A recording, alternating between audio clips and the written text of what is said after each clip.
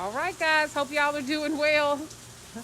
It is raining, raining, raining here. The forecast today, did not dictate for rain, but we got a really bad weather storm here. This was our last stop on the tour, and my family said she was absolutely worth the drive. It's a nice one.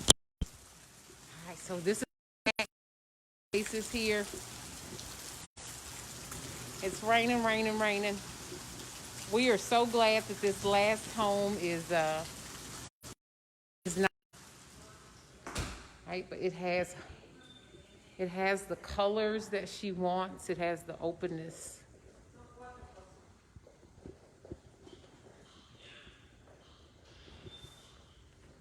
Right? It has the openness that she likes. It has the colors that she likes. This one was built in '94, but they've done a really good job redoing it, and it's gorgeous.